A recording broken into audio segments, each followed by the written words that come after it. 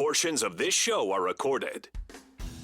Strap in and be prepared. You just heard Baby J about 3 minutes give his entire A to Z on what was going on. I didn't interrupt you. I don't even I got to everything, honestly. No, you didn't get to everything. Interesting guests. Kelly Graves, Mike Parker, Josh Pate, Melyssa Lombardi, Yogi Roth, who said that Justin and I are smart. Sharp opinions. I can see Dan Lanning sitting in his office, rubbing his hands together saying, yeah, bring it on. You're just giving me juice. I think you could be the type of team that has guys that excel in certain things. You don't need somebody that's great at everything. You need to be able to put guys in position where they're going to succeed. And some smiles. Is this thing on?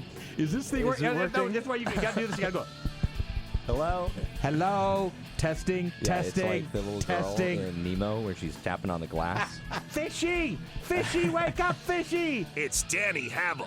We have to be more specific. We have a lot of pickle things going on, know. apparently. Justin Grossweiner. It's a Schwar bomb. That's a man right there hitting that ball. Danny and Justin starts now on Fox Sports Eugene and Newport. Hello, neighbors, and welcome high atop the Delta Tri in the Crystal Palace, the Bigfoot Beverages Studios in Eugene and Newport. This is the fastest 60 minutes in sports. Sports talk for you, the common person. Yes, we do more with 1 hour than most do with 3. It's the Danny and Justin radio program. Follow us on Twitter and Blue Sky, Danny and Justin. Also, wherever you pod, Danny and Justin, spell out the "and." You can find us there and subscribe. We might like you back. You never know. It's a crapshoot. You never know what we're gonna do every day. And it is a weekendy, my last show of the week. Justin will be here tomorrow with Goose, but I'm going to be off for a few more days. Shocking. But we got a rocking show for you today. We're going to get to Nails Melyssa Lombardi, the Oregon softball coach, in just a few months. We're going to have Corey Anderson, Bushnell University, here in studio to talk about a huge award, national award, that Bushnell just received. And it is a big deal. That's why we're going to have Corey in. We're going to talk our Big Ten power rankings. We're going to hear from Dan Lanning. We're going to hear from Poncho. We're going to hear from Brandon Finney Jr. From Oregon as they get ready to travel across the country. In fact, they're on a jet plane right now headed to Piscataway, New Jersey. See, I was stuck in my brain right there. I just got to the first part out. But I'm Danny Havel. Right over there is our tag team partner, Justin Grossweiner. We call him Baby J. What up, boy? Well, like you're saying, busy day. Been busy before the show. I'm going to be busy after the show. We're going to be busy during the show. And let's head on over to the Oregon Man Clinic's hotline and welcome in our first guest. We are jam-packed today, but we are always happy to welcome in the leader of the flock. We call her Nails, the head coach of the University of Oregon women's softball program, Melyssa Lombardi, joining us on the Oregon Man Clinic's hotline. Coach, it does not stop in the fall. People think, yeah, softball, you don't play until the early spring and into the summer, but no. Things are going hot and heavy there at the Jane. Yes. Hello, Danny. Hi, Justin. It's going great. The fall is our busiest time of the year. Version 8. Version 8 is upon us, right? Yes, it is upon us. So a lot going on in the fall, but it's exciting. It's great to have everybody back on campus. Practices have been great. We've gotten to play one fall game. We have 4 fall games this weekend, so we're looking forward to getting back in action. So, Coach, talk about what goes on in the fall, because I don't know if people do truly understand. There's opportunity for the fans to come out and watch version 8, and as you start to put all the pieces together for what's going to happen when you play non-conference and Big Ten season coming up in 2026. So there are opportunities because you are going to be playing some ball. Yes, we would love to get our fans out in the fall to come watch us play. We have a doubleheader on Saturday. We have a doubleheader on Sunday, and then even next week, in the middle of the week, we have a 10-inning game on Wednesday. And all of this is on our social media. What's great is that we get the opportunity to play against somebody besides ourselves. But on top of that, our athletes, they're really into, we love our community and we love how much they support us. So it's important that we do the same thing and support them back. So our first fall game, it was Socktoberfest, and all of our fans brought socks, new socks, and then from there we will send that to a local charity. So we have a lot of cool things to go along with our games this fall. What kind of things in terms of your team, just training, the other festivities, like what gets you excited this time of year? It's because, like each year, like regardless if you won the whole thing the year before or not, you start from scratch the next year.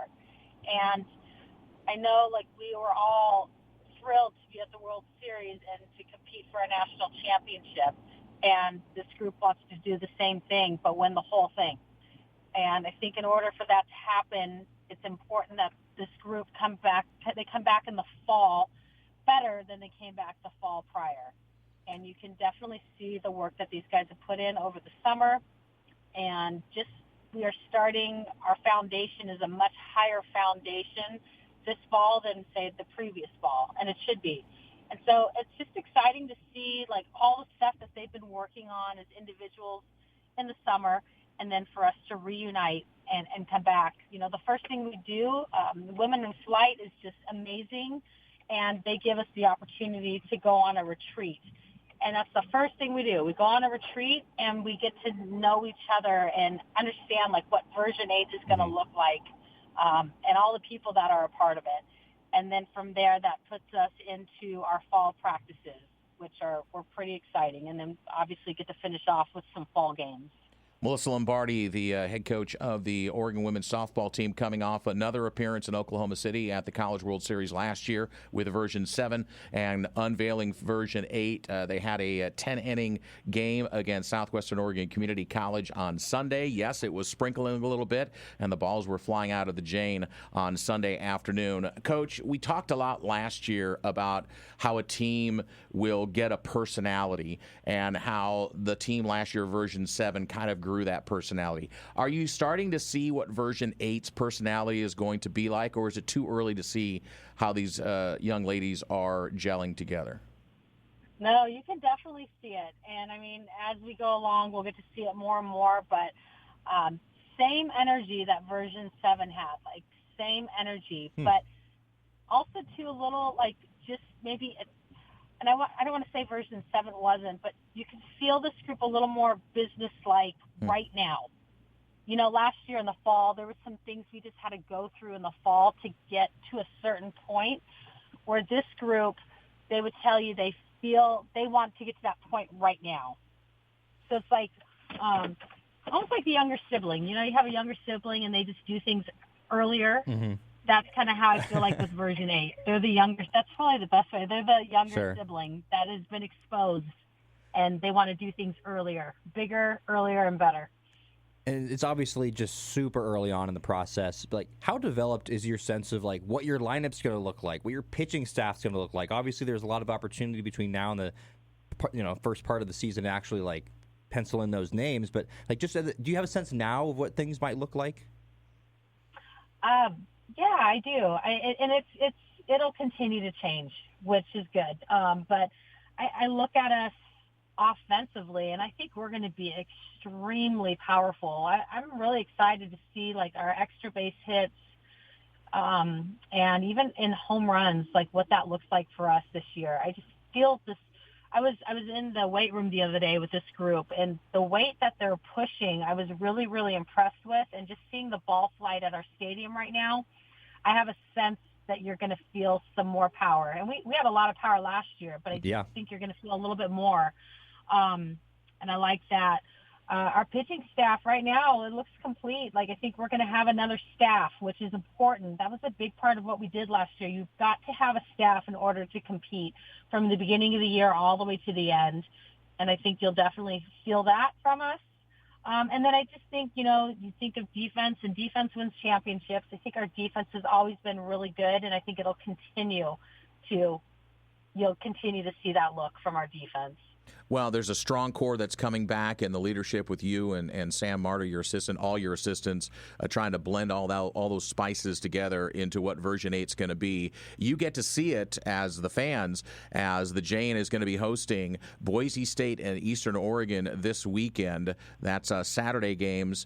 And then on Sunday, a doubleheader against Western Washington, and they conclude the fall schedule against Western Oregon on the 22nd of October, That is a doubleheader as well. And then inter-squad game on Sunday the 26th. So a lot of opportunities. And the weather, although it might be a little chilly, it will be absolutely sunny at the Jane. And with football out of town, why not head on over on this Saturday and Sunday to watch Version 8 with Coach Melyssa Lombardi. Nails, as we call it here on the Danny and Justin radio program. Coach, the one thing also I know you want to try and accomplish as you get the word out is the support for the softball program and how incredible it was last year in that deep run and getting to Oklahoma City, and how you want to keep building on that this year. So talk about how your players as well, and we'll finish up with this, are engaged in the community. You guys do a lot of things outside of softball to engage with the fan base, and you're getting that positive response back. We do, and I appreciate that. I think each one of our athletes, they're so fortunate that they are student athletes at the University of Oregon. So whether they like it or not, they have a platform. And I love that each one of them want to use their platform. So whether it's getting socks donated or, Thanksgiving, we love to support a lot of families. And if we can provide turkey dinners to some families that are needing some extra support, we do some things around Christmas for families. There's a lot of different things that these guys do, and they do it because they want to and because they appreciate how much our community supports them versus thinking, well, I just, I have to. There's no have to. Mm-hmm. They love it. Our community has been so good to us. We're so thankful to look up in the Jane and see an absolute packed house. It is difficult to play at the Jane, really, really difficult. And you could see that last year. There's a couple, we had multiple times where we came back and won it in the end. And we were clutch in what we did, but our fan support and just feeling that roar of our crowd and the pressure that it puts on the opponent is huge. And you could see that time and time again. So our fans are a big part of what we do, and we're getting these big wins. A lot of it is their support that they're giving us, and so we appreciate that. And so we're always looking to see how can we give back to our great fans, because they've been just such supporters of us. And the Jane is a tough place to play, and we love it. Well, leadership starts at the top, Coach, and you're the one that is at the point of that sword. Congratulations, by the way, in the offseason of getting the contract extension, allowing these young women to have some stability in the coaching ranks. That's always important as well in this day of transfer portals and NILs and all the business of college athletics. It's nice to see someone like you who puts your heart and soul in it get rewarded. We love you here on the program. We're always appreciative of the time you give us. Yes, no, same thing. We appreciate your guys' support. I love coming on. I'm really excited about what Version 8 is going to look like, and I think for our fans to get the opportunity this fall to get a sneak peek, we welcome it. We would love to see, especially, with football being on the road, and you're needing something to do, come hang out at the Jane with us. The weather is absolutely gorgeous. Absolutely. This Saturday and Sunday, and then again next Wednesday and Sunday, head on out to the Jane and watch Version 8 of the Oregon softball team. Thanks, Coach. We appreciate your time. We know you're busy. Have a good rest of your day. All right. Thank you. All right. There she goes. Nails, Melyssa Lombardi, head coach of the Oregon Ducks women's softball team. And again, Boise State and Eastern Oregon this weekend at the Jane, and then Western Washington on Sunday. So those Boise State, Eastern Oregon games are on Saturday. Sunday, it's the Western Washington doubleheader, and then Western Oregon next Wednesday. Doubleheader starting at 5:30, so you're going to be able to see a couple of games under the lights there at the Jane. And pretty excited about this version. I got to hang out with the team on Sunday, and, man, one thing I did learn, Elise Sokolsky is a crack up.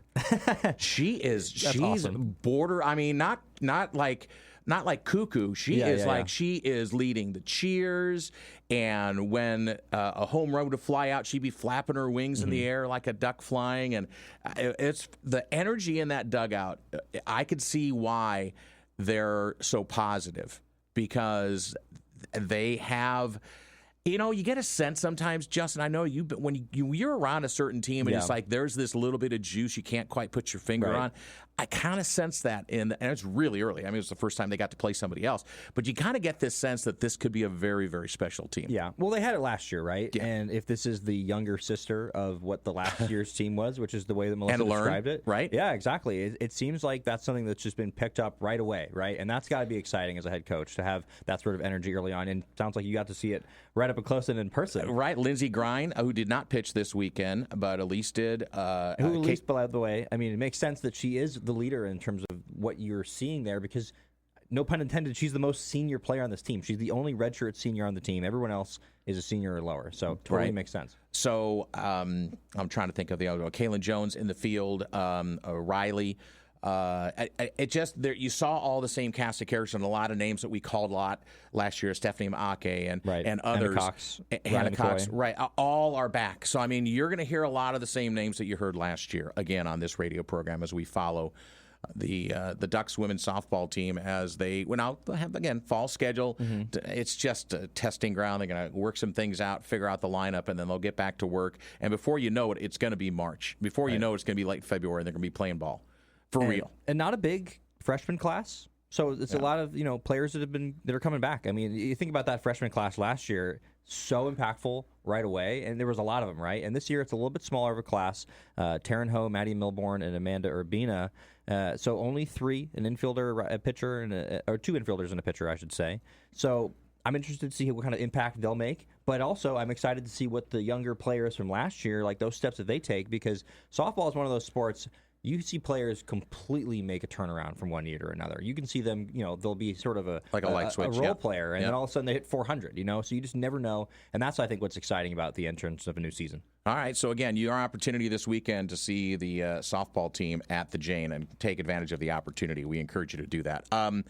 So we'll do a couple of news and notes here before we get Corey. We take a break. Have Corey Anderson, the athletic director of Bushnell University, here on the Danny and Justin radio program, live from the Bigfoot Beverages studios in Eugene and Newport. Oregon heads to Rutgers. We'll hear from Dan Lanning. We'll hear from Brandon Finney. We'll hear from Poncho coming up here in a few moments. We'll have our Big Ten power rankings, our second power rankings. You picked games this week, but I have no idea what the games are. Yeah. Well, check your phone. Okay. I can. Okay, someone else is calling me right now, but they got to go on. No, that's not the time. I send out the the so the games are there for you whenever you need them. I picked some good ones. When did you send the games? When did you send the games? You just sent them. You literally just sent them like 3 minutes ago. What do you mean you check? You made it sound like, well, check your phone, Danny. You haven't been checking it. You sent it to me. By the time you asked me, I was covered. 2:13 this afternoon, you sent me the games. Yeah, Penn State, Iowa, LSU, Vandy. Don't say all the games. That's for tomorrow. I got to know. I got to know because I got to tape my picks like I did a couple of weeks ago when I was in Hawaii. Everybody knew I was going to pick LSU. Yeah, and by that I mean not pick LSU. Not pick LSU. Really surprised that was one of the games you put on there. Why? I don't believe in them. I mean, it's going to be easy for me if I wanted to pick against you. Right. I would know. And by the way, we did not have good weeks again. And in fact, I think we've only had a couple of weeks where any of us have been over 500 this entire season. Yeah, it's just Goose is right now the best at 500 now, 15-15. I'm one game behind pretty you. Pretty good, apparently. You're 2 games behind him, so I'm 3 games behind him in the overall. I'm still sitting in last place, but I didn't go over. Yeah, well, I'm fine with this because I was in last place for a little bit, so I've come back. I've started to get some just under 500s, which has been good enough to put me above you. Just by one game. So Coach Mark went 2-3 last week. Brad even went 3-2. Yeah. Which is un-Brad-like. No, it is. Very un-Brad-like. I think that's about 50% of his last place right there. So Kurt Signetti, out of the running for the Penn State job. Anybody who was thought never that was, I mean, but now officially everyone can say that. He leverages the coaching carousel that is out there right now into a new 8-year, $11.6 million a year extension for the Hoosiers. So he's not going anywhere. Huge buyout. If someone wants to grab him, they're going to have to pay $54 million in the next year. I mean, he was never going to leave. Why would he want to leave? It's Matt Rule. He just got Indiana to that place where now they're a legitimate, I guess, contender. Are they contender now? I mean, I think there might be a contender. I think they could be. They could be. They very well could be. I saw this awful post on Twitter today or yesterday that was like, how many teams do you think in the SEC that Indiana could beat? I think it's at least 10. And it's like, that'd be a great question. They're the number 10 or 3 team in the country. It's probably at least like 16 of them. That would be a great question for Josh. It would be. Pate. to ask him because he would have he's so dialed Well, he's into got the his SEC. power rankings, so he's going to be able to tell you who should be favored. Well, did you see and by the way, our dear friend Josh Pate's got his new show dropping tonight on, and I think he's going to do some of the matchups and the lines on the Ramen Express tonight on the YouTube channel. He still has Oregon playing Alabama in the national championship game. Yeah, He's still staying with Alabama as his pick to win it all, but he has Oregon and Alabama. So if he believes enough in Oregon, although they'll have probably a lower seed, to be able to make it all the way through the gauntlet and get to the national title game. Well, I think that as I said to you a few days ago, the seeding I think is a little bit irrelevant, and that's what we learned last year with Ohio State. And not that I don't think they fixed it, but I think that who you play is more important than what seed you are. So Oregon, if they play a team that they have a good matchup against, I think they can do that. I think there's a possibility they'll play teams that are ranked ahead of them in the seedings that they're better than them. So they'll get it home. Yeah, and a lot still to get through. Ed Orgeron to Corvallis. I saw that. That'd be I don't know. You know what? I heard, I don't know who said it or whatever, but it's like that will be a writer's nightmare trying to decipher a press conference from Ed Orgeron. Listen, because he does have that Southern Louisiana drawl. It'd be kind of awesome, but it would also be like, is this the right guy? It absolutely flies in the face of what you and I discussed earlier this week. Do not go after a retread, big-time, big-name coach. Get somebody up and coming in the FCS if you really want to compete in the long term. Right. He would just be a Band-Aid. And how long? It's been, 7 years he's been out of coaching for a long time now. It's not been 7 years. Let's look it up. Not right this second. Let's get to a break. Right. We got Corey Anderson waiting, and there was still a lot to get to on the program. Corey Anderson next, Bushnell University. We'll talk about a national award that the Beacons garnered. It is a huge honor. We'll talk about that. We've got quotes from the Oregon football program. We've got our Big Ten power rankings. We've got to cram all this in about a half hour. So stay tuned. The Danny and Justin radio program live from the Bigfoot Beverages studios in Eugene and Newport. Fox Sports. Big Ten power rankings coming up in just a moment. Justin tried to mute me. He's got, I don't know if people understand this or not, but Justin has control of this program in more ways than one. He can turn on microphones, turn off microphones, start music, stop music. He controls all the audio that we play through the control board. I thought about doing it right there. The Danny and Justin radio program here for a Thursday weekend eve, my last show of the week. I'll be off in Columbus, Ohio on Saturday, and then I'm off to Vegas for my big Miho golf extravaganza. 64 guys playing golf in the desert in a Ryder Cup format. I am captain of the Jacks of Clubs this year, and we're playing the Puckheads. Say that slowly. I will. And so, I probably won't say it at all. when I come back on I'll be back on Wednesday. I will be giving an update because don't you remember the first time last year I actually broadcast our show from Angel Park down in Vegas, and then I was going to try. That was the one that let you. That's the one that let. Yeah, see, I was gonna and then Reflection Bay, those snooty people at the Jack Nicklaus course down in Vegas, where we're playing again this year on Tuesday, they didn't want me to broadcast. I don't know why. That's so dumb. It's like I would be giving you like an advertisement for everybody in Eugene to come down and play your silly little course, and that's the way I referred to them after that.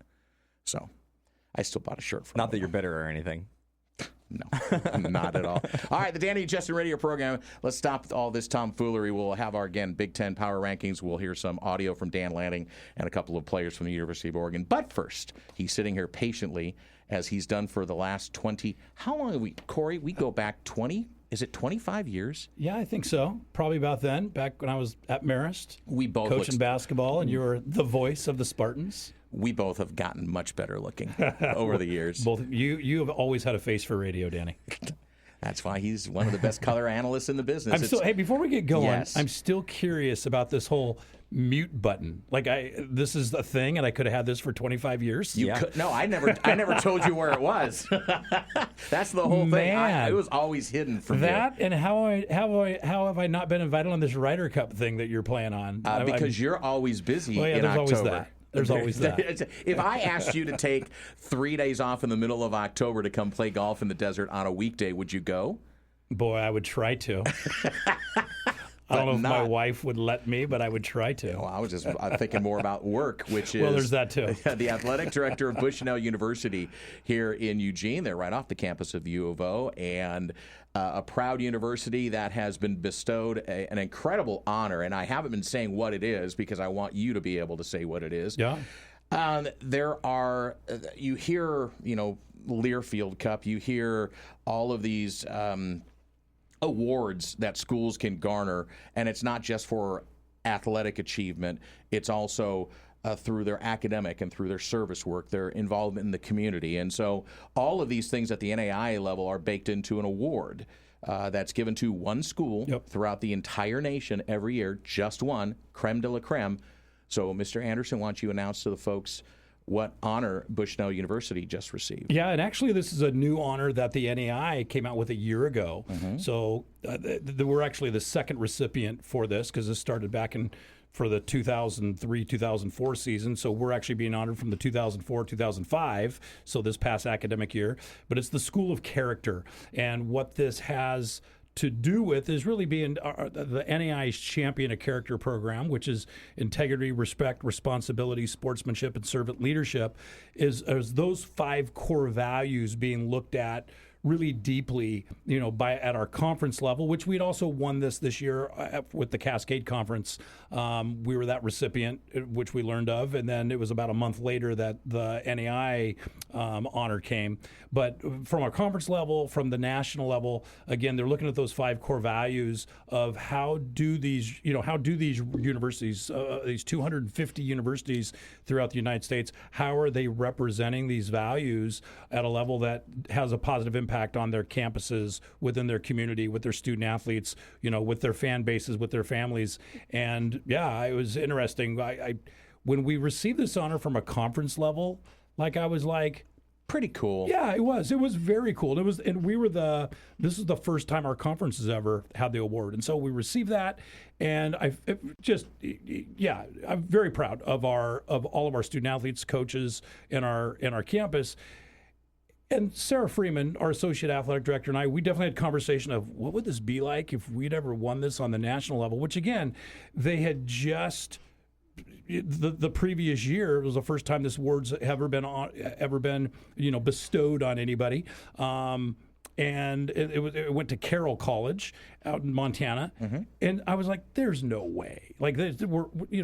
Nice to go to attain, but we're not there yet. So when this came out, it got me. It was kind of one of those emotional deals. When you it called got me, me.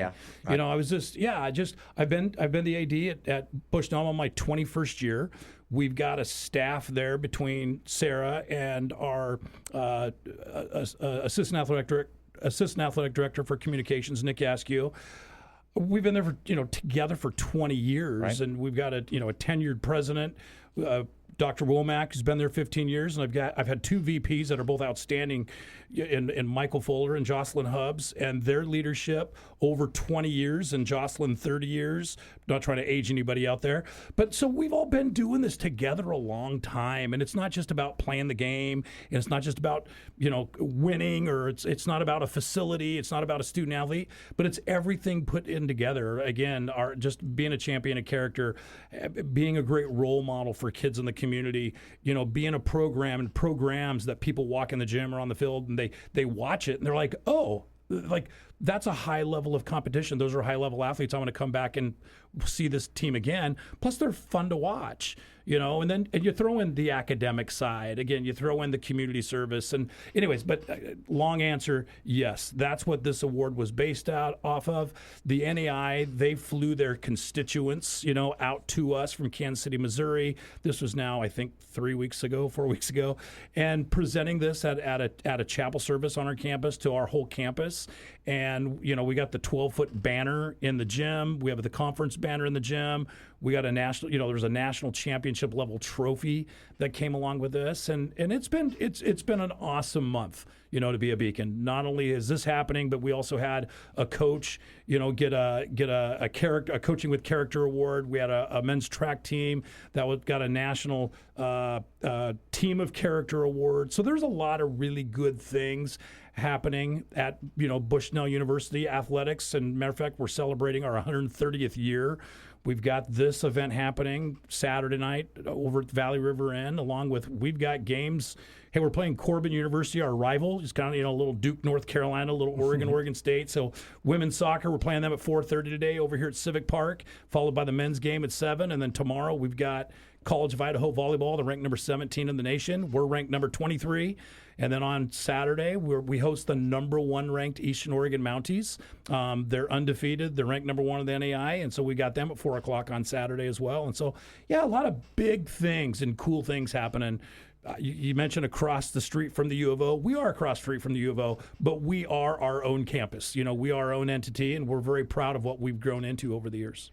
Well, it started way, way back. I mean, with Northwest Christian College, even back before that, I think it was called something else back Eugene in the Divinity day. School. And then most people would remember just a few years ago, it was Northwest Christian University and now Bushnell University. And my involvement with the school goes back quite a ways as well. And I can attest to the fact that when you talk about a champion of character, the kids that are going to school there, it is a faith-based institution that promotes Christian ideals and values. And the service that's provided in the community, sometimes it flies under the radar. It's very quiet. You guys aren't looking for attention, but you do stay involved very deeply in the community. We were just talking to Melyssa Lombardi about that, about what the softball players do.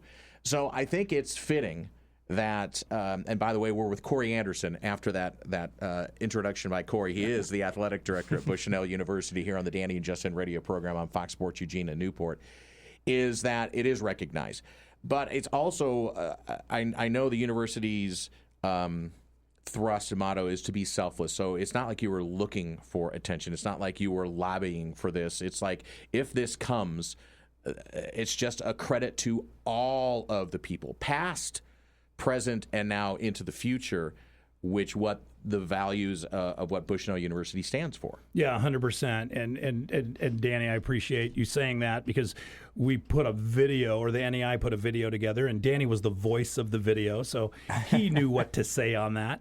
But yeah, that's the big part of this is when this award was physically given to us up on stage in the Morse Event Center, it was I was receiving that for so many people. Again, our present student athletes. Right. This was, the 2024-25 student athletes and coaches. It was every student athletes that's donned the Beacon uniform, right, over the however many years. And so that was, I think, the coolest thing about this is it touched so many people. After that chapel service that day, we were out in the courtyard and having a celebration, and it was really cool, like how many of our students that were not student athletes would come up and just congratulate, or we had faculty that were just so proud, because again, it was a school of character. It wasn't a team. It wasn't. Yeah, it's not an athletic award. No. So and athletics is obviously receiving the accolades for this, but because I would say we're somewhat of the front door,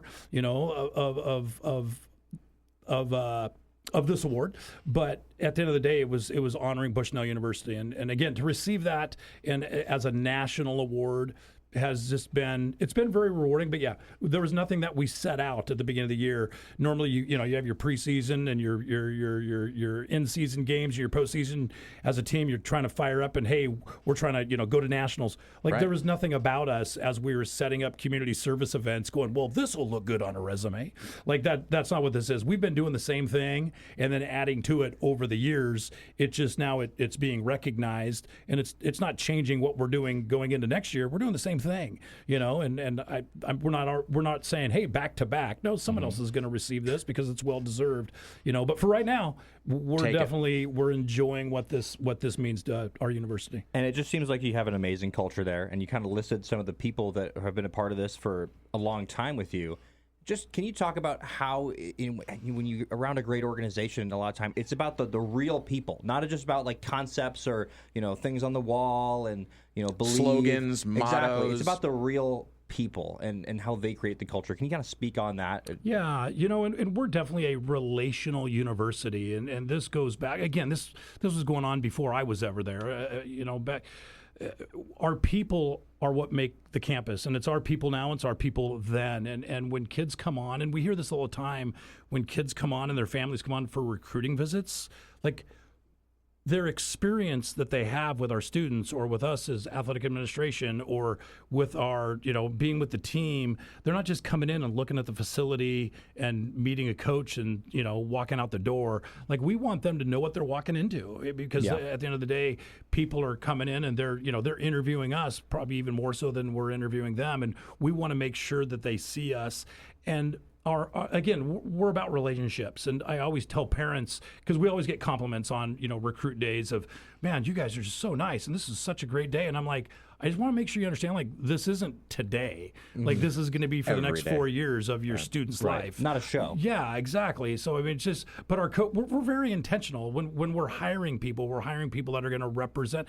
Everyone's trying to hire people that represent their university and college or business. Right. We're doing the same thing. We might be digging in deeper, but then also when we hire people, we also continually we continually have integration with Bushnell, the Bushnell way. We continue to do that. We don't just hire people and they're in a silo by themselves. Right. Whether it's being part of the community, being part of the church community, being part of our coaches meetings, whatever it may be, we're kind of reminding our leaders too, myself included, exactly what it means to be a beacon and the impact that we can have in our student athletes' lives, our students' lives, and also in this community.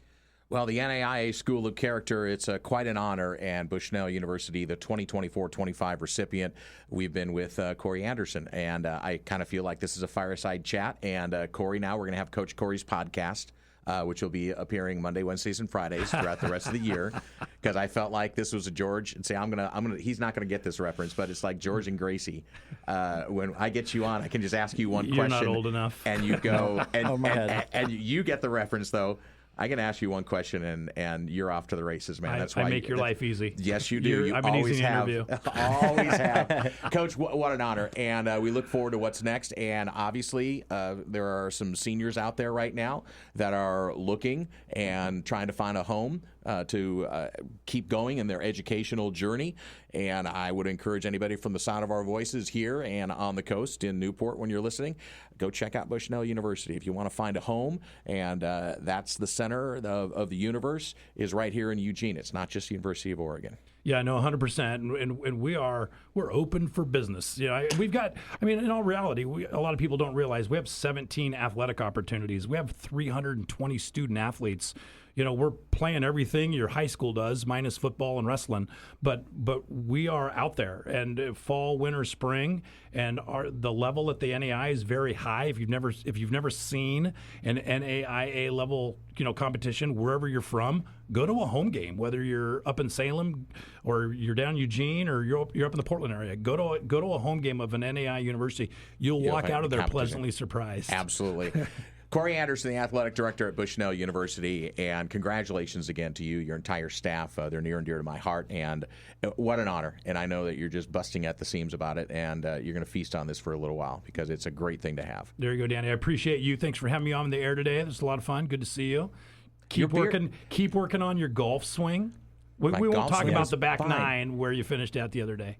Okay, me and Jeremy. We can't talk about it? No, yeah, sure we can. Jeremy and I did not embarrass ourselves, but we finished like +2 or +3.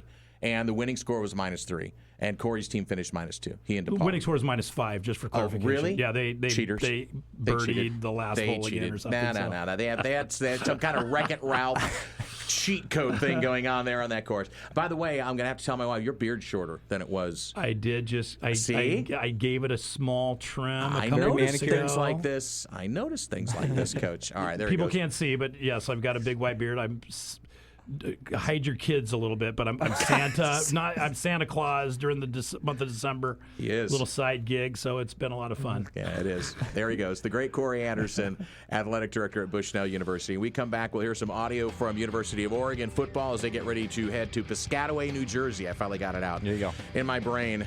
And then our power rankings in the Big Ten as Justin and I wrap up a Weekend Eve program, Fox Sports Eugene and Newport. We're going to finish up with our Big Ten power rankings on the big program today. Well, of course, we'll have Dad Joke as well. Thanks again to Corey Anderson and Melyssa Lombardi for joining us, Bushnell and University of Oregon. Let's get to some commentary from Coach Dan Lanning, Brandon Finney Jr., and Iapani Lalola'u, right? Poncho. I got his real name out. Everyone calls him Poncho, though. No. Oregon, one of 8 FBS teams with 0 fumbles lost, tied for 6 nationally, just 3 turnovers coming into this game against Rutgers, which is a 3:30 kick on the West Coast, 6:30 night game in Piscataway, New Jersey. Coach Lanning talks about Brandon Finney, who became the first true Oregon freshman to return an interception for a touchdown since Rashad Bauman back in 1997. Yeah, he's long. He has great size. I think that's a common trait, and speed. His speed has certainly helped him. Had the shot last weekend that he was able to close on, and then his preparation is second to none. He works really hard, watches a lot of film, works hard on the practice field, strains in practice, and it shows up in the game. So Brandon Finney Jr., he got on the microphone and says what is his process and how he prepares as a freshman. For me, really, coming here, Coach Landon, Coach Taj, Coach Rodell, Coach Hamp, they had a plan for a process. And for me, it was just sticking to that process. That's worked my whole life. Why would I stop once I got here? And he's been a top recruit, and he's a guy that there is a lot of expectations on coming into the season. I don't know if we expected him to be a guy that would immediately come out there and be at that starting spot and make impact plays. He did have a few plays where he didn't have as good of results. Well, the entire secondary. Of course, but he's a guy that there's mostly been a lot of good. Last game against Indiana, there's been a little bit of things to work on, but overall, he's a guy, you hear about the work ethic. That's what's exciting about these young players when you hear about, hey, no, but these guys are working. They're the hardest workers. So I think that's what's exciting about Brandon Finney. Number 8, Oregon, 5-1 overall, 2-1 in the Big Ten. Rutgers, an even 3-3, still looking for their first Big Ten victory. They're 0-3 in play. Poncho. On that line, he takes a lot of responsibility for every single sack, 6 of them last week with Dante Moore, and he says this team needs to keep playing together and move forward. Obviously, you can't go in thinking that you're gonna, beat everybody. Indiana, they had a good game plan. They got good players all over the board. Kudos to them. They did what they did, and they came and compete. We can't just, be lackadaisical. We can't be complacent. You got to make sure that we're always on fire, no matter who we're facing. Whether it's, best team or, whether it's not the best team. You just got to make sure we play everybody at an elite level. And I don't think they weren't playing on fire against Indiana. I don't think that was an effort issue, but it is good to hear going forward. Hey, everybody knows. I think that we're all adults here. Rutgers is not nearly as good of a team as Indiana. But do not take anybody lightly. You can't. You can't. You have to play everybody the same, and that's what the ask Penn State about taking UCLA lightly. Exactly. And the habits are important, right? Because if you have the habit of playing everybody the same, you're not going to reach those top teams and go, well, I've never done this before. I don't know how to play like this before. If you've done it every week, then it's going to be just like playing you have all season long, right? Absolutely. And I know you and Goose will be talking a lot about this tomorrow on the program. The Rutgers-Oregon matchup, traveling to the birthplace of college football. Did you know that, baby? I did not. Piscataway, New Jersey. The first time in program history, Rutgers hosted Princeton for the first ever intercollegiate college football game, November 6, 1869. And by the way, Oregon is putting a active road winning streak on the line. They have the longest in the country, 9 games that they've won on the road. Of course, after the 13-0. I'd say they also have the longest home winning streak too. So. Yeah, okay. So the last time they've lost on the road was at Washington. In 2023, right? Yeah, and that was on October the 14th. So they have the... I'm sorry. I'm a little superstitious. I'm not superstitious, but I'm a little stitious. Lord help me. Can I just get through this? A win would extend the nation's longest road winning streak to 10 games, make Oregon 1-0 all-time against Rutgers, improve U of O to 12-1 all-time in Big Ten play. Okay, and would make Oregon 41-7 under Dan Lanning. So those are all if Oregon is away with the win, and they're 17.5-point favorites right now. I'll say this: Rutgers is not going to be part of my Big Ten power rankings in the top 10. All right, so you want to do Big Ten power rankings? I would love to. We've got 4.5 minutes. Can we get through? Do we have some music underneath this, or we just want to just let it fly? Let's just let it dry. All right, so what we do on the Big Ten power rankings, if you haven't heard us before over the last couple of years, this is how we do it. We muddle everybody together 11 through 18. We don't rank everybody 1 through 18. We just give you the top 10, but we do tell you who's in the muck, as we call the muck and the mire, of 11 through 18. So do you want to start with that? Sure. I'll go first. No particular order. Yeah, no particular order. Wisconsin, Purdue, Rutgers, Penn State, not putting them at 4 this time, Michigan State, UCLA, Minnesota, and Northwestern. Okay. All right, so you missed that. Was that all of them? Okay. I think so. Okay, so I didn't hear Maryland in there. Did you have They're Maryland in my top 10. Oh, they're in your top 10. All right, so here's my bottom, 11 through 18. UCLA, Minnesota, Maryland, Penn State, Rutgers, Michigan State, Purdue, and Wisconsin. Okay? So I'll start with number 10. Number 10 for me is Northwestern. They're 4-2, 2-1. They got a win in Happy Valley. Now, does that look great? Maybe not. Don't know. Still don't know. Still do not know. But in my book, you're 2-1 in conference play. You're 4-2 overall. Not a bad weekend for Northwestern. So they're your number 10. They're my number 10. What's your number 10? I'm shocked by that a little bit. My Sure. number 10 is Maryland. Okay. I think Maryland is still a good team. Yeah, I know they they're are a coming good off team. of a loss. Johnny would hate me right now, but they're 1-2 in conference, so I could not put I them know. above Northwestern. Well, that's the difference between us. All right, what's your number 9 team? My number 9 team is Iowa. I was a little bit convinced by Landon Tengwell yesterday. He was talking about their fronts, and obviously their quarterback situation with Mark Gronowski has not been like they've hoped, but still very good team. They're a tough place to play. I think they've had a solid start to the season so far, enough to be my number 9. Right there with you. 37-0 win over Wisconsin. They were my only win in big bets last week. So you were number 9 as well. I got them at number 9 as Very well. nice. Number 8 for me will be Nebraska.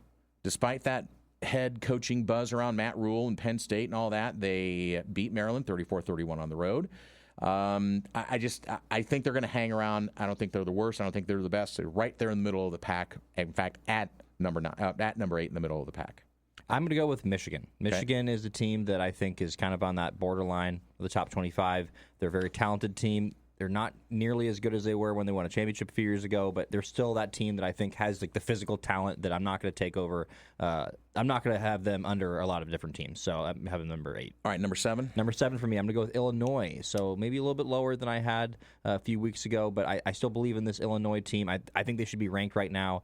Their losses have been teams that have been very good, so I think Illinois is a great team, and they're going to be my number 7. Well, I don't know if they're a great team, but they're 5-2 and 2-2 overall, but now they've kind of put themselves in a position after losing to Ohio State. They pretty much have to run the table if they want to have any chance at a decent bowl or getting into the college football playoff. That's the position they're in. I will go immediately to my number 6, and I've got Michigan here right now. Having just one conference loss at this point isn't the end of the world. They didn't look great, but they didn't look horrible against USC. I still think I have big questions about Bryce Underwood. I've talked to you before about this and his attitude and his relationship with his teammates, but I still am going to hold them at number 6. Who do you have at 6? My number 6 is Washington, actually. So Okay. Washington, I think they should be ranked. They're coming off of a win against Rutgers. Before that, they had a big comeback win against Maryland. Their only loss of the season so far is to Ohio State. I think it's really criminal they're not ranked. They're the only team that's in the Big Ten or the SEC that's a one-loss team, along with Illinois. Actually, I think Illinois has 2 losses, but Washington is a one-loss team,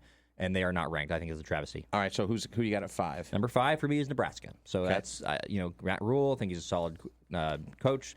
Dylan Raiola. I'm not the biggest Dylan Raiola guy, but I think he's a really good quarterback. They're a team I could see falling for me in the future, but right now I have them number 5. I've got Washington at 5, and I've got USC at 4. I don't need to explain a bunch. USC at 4 for me as well. Yeah, okay. So let's just move on to number 3, and I think we got the same top 3. Oregon at 3, Indiana at 2, Ohio State at 1. Yep, I think there's no other way you could put it. I mean, I'd love to put Oregon at 2. I still probably think on paper they're the better roster, but Let's see based what on the shakes out in a head-to-head at couple of home, weeks. I mean, I don't know. Like, how can you put them above Indiana at this point? I don't think you can. See, here's the thing. I will not replace the champ right now, meaning the overall champ. And Ohio State, they've got to lose for me to knock them out of number 1. But Indiana can have less than impressive victories down the stretch. You're willing to dang right, to doubt I will. Indiana. Damn right, I will. Absolutely. Oh, a joke! I got fired from the bank today. A woman asked me to check her balance, so I pushed her. Dad jokes! If you're injured while playing peekaboo, where do you go? I don't know. Behind your hands? I see you. That's good, actually. That's one of your better ones. Thank you. I wish I could take credit for some of these. I think I should probably try and come up with one of my own. I don't know. That's maybe what the long plane ride's for. All right, you're going to hear me on Memorex tomorrow. I'll have my picks. I'm going to actually do my picks tonight, and then Baby J and Goose will play them back.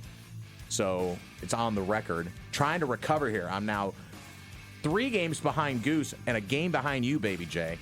So I got some ground to make up. I hope you stay there. I'm not rooting for you. What a thing to say.